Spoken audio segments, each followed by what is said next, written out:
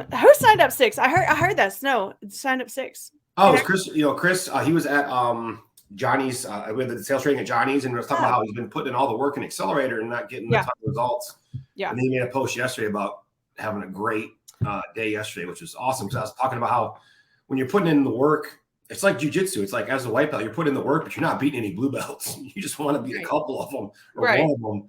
So yeah, he said yesterday he only had 2 appointments scheduled, 6 showed, 2 was returned after not signing up for the first tour, ended up with 3 additional leads. In total, signed 6 contracts today and 2 come back tomorrow. Nice. What a day. Thanks, tribe. Yeah. And it's your effort. I mean, I see you putting the work in the group like all the time. You're posting, you're doing the things. And unfortunately, it takes time to build that huge pipeline. That's one thing we always harp about. People's like, oh, I think I'm going to turn my ads off this month. And I'm like, cool, that's going to set you back 3 months. And they're like, what? Yeah, absolutely. We signed up 4 yesterday. Nice. Which was very cool. And I said, we signed up 4? We had 4 separate appointments. And they said, well, get this. This is interesting. And this could be a little controversial, but I'm going to throw this out there. We signed up a family. Nice. And sometimes now 4 members of a family is still something worth celebrating, in my opinion. That's a pretty good deal because we don't do a family plan. So we do individual memberships for family members. And this is always a question, like, how do I sign up a family? How do I track a family? What do I do for this? And I think it's really important because we always talk about the integrity of your numbers and using your numbers to really identify what's going on in your business. And if your numbers are not accurate, you're never going to know what's happening. So when a family comes in, we set it.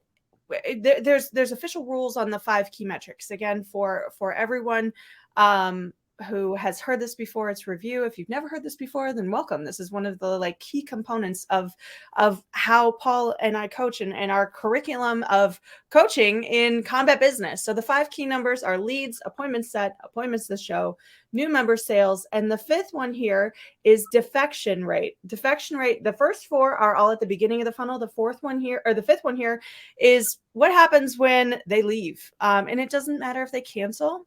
This is really important for this group to hear because sometimes you'll hear questions in this group about like how many people cancel or how do you handle cancellations. And we'll get some guys with love, I'll say this, that they walk around and they're like peacocking. Nobody ever cancels in my gym. I've been around for 25 years. I sign up 20 students a month, have for the last 15, and nobody ever cancels. And you're like, how many students do you have? And they're like 700,000. But they'll be like 80. And you're like, cool. Well, somebody canceled. Somebody quit. Well, they didn't cancel. Okay. Well, here's the thing. So now if we're in a words matter situation, let's go ahead and just use the term defection rate, which means anybody who's supposed to be paying you, if they don't, for some reason, they go here. If they stop paying you and they're supposed to be, it goes here. That's it. Okay. So if they quit at the end of their term, and there's no cancellation fee, it goes here. If they cancel beautifully with a cancellation form and they pay whatever they're supposed to pay or whatever your policy is, we call those unicorns. Unicorns. Yeah. We all like to believe that unicorns exist. So let's go ahead and put them there too. If they pull their card, if they ghost, if they flake, if they do a chargeback, if they do a whatever, if they just literally disappear into whatever the ether, I don't know what it is, but if they just are gone and they didn't pay you, they go in that category right there. Okay. Every single person who is a member of your gym, your academy, will be in every one of those categories at some point. Every single one of them. They should be accounted for. How does that relate to families? Well, it's really important because if you have a family sign up and one of the people wants to stop training, what do you do with your numbers? If you track them as a family, first off, you don't know how many students are actually going to be in that class. Right? Because you can't add them to rosters. You only can add them to rosters individually. But if one person wants to leave, what do you have to do? Is it complicated to figure out their price?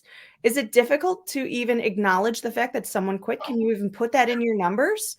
You really can't. So you could have 3 people quit your program and you can't even reflect it in your numbers because now your family has just changed size from 4 to 3 to 2 to 1.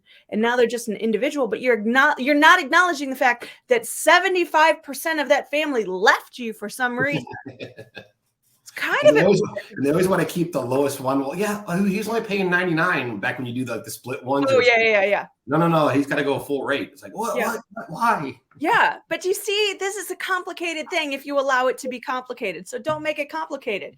If someone's coming in with their family and you say, how many people are interested in training? 4.